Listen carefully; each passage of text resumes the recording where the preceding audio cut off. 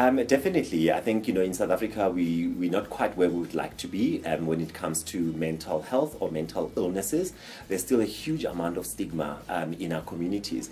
And this is largely due to the fact that a lot of people still do not understand mental illnesses. There's a lot of myths around what causes mental illnesses. And also people find it difficult to define, mental illnesses.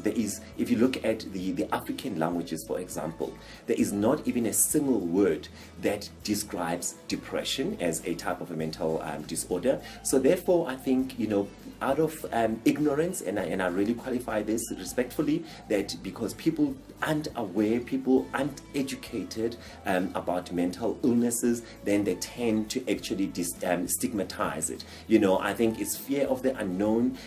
People don't really understand mental illnesses, and therefore they then come up with myths which, as we know, they then fuel the stigma. But then again, because of the stigma, there's also another dimension which it's very critical that we become aware of, and that is self-stigmatization.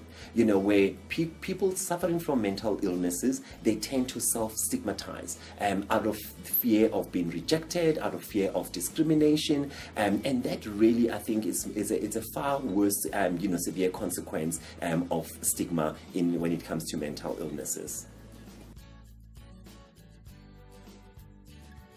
Look, I definitely think that it is possible to turn the tide. So education is very, very key. And certainly, engaging in media platforms, going into our communities and running workshops, series of workshops to educate our communities about mental illnesses. But not only educating the communities, but targeting key individuals like community leaders, like traditional healers, educators within our communities to ensure that they are empowered with the necessary information, and that will then empower the people and create that awareness, and people will then begin to understand that mental illnesses are medical illnesses just like any other medical condition or medical disorder that a person can suffer. Diabetes, hypertension, asthma, they are all medical conditions. And I think definitely with the education, the information, the awareness that we create, certainly we can start to empower our people and start changing or destigmatizing mental illnesses.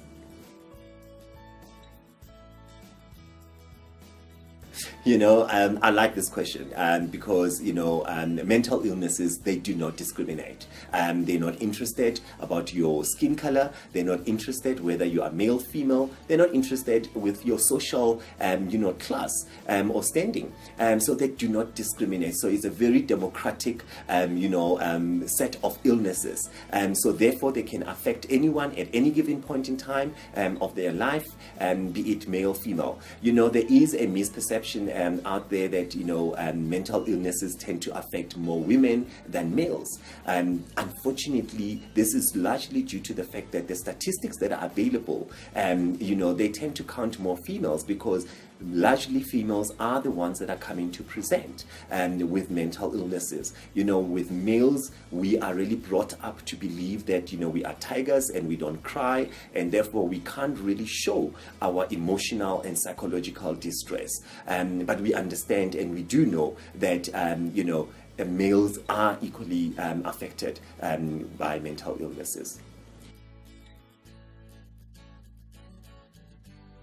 That's an interesting one. As I mentioned earlier on about discrimination, we find that a lot of people that are suffering from mental illnesses in the workplace, they become very afraid to actually say or express or disclose, that they are suffering from a type of a mental disorder.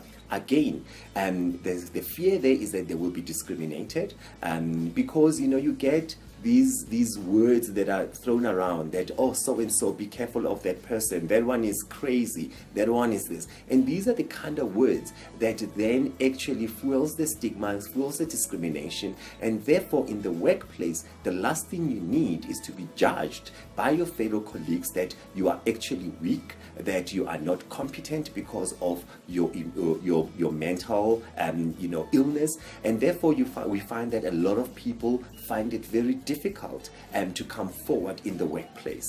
But also we know there has been cases of individuals that have been, open about their mental illness in the workplace, and actually they've had to suffer quite, consequences, where they then get dismissed, they get sidelined, they get treated differently and discriminated. And therefore, this is the kind of thing that really makes it very, very difficult in the workplace for a lot of people to disclose and to really share what is it that they are going through. Is that there is help. You don't have to actually go through this alone. As the South African Depression and Anxiety Group, we are here to help our communities. We are here not only to provide information about mental illnesses, but we're here to offer support. We are here to really walk this path with you. There is help. Reach out to us, and we've got trained counselors that really will be able to hold your hand and really go through this journey with you. We also have got experts that work together with us, where we are able to refer you, be it to a psychiatrist, be it to a psychologist, be it to a hospital, where you can actually get the help, the medical help that you so require. So there is hope. Do not think that you are in this alone. Give us a call, get in touch with us, and we'll be able to assist you and start offering you those alternatives.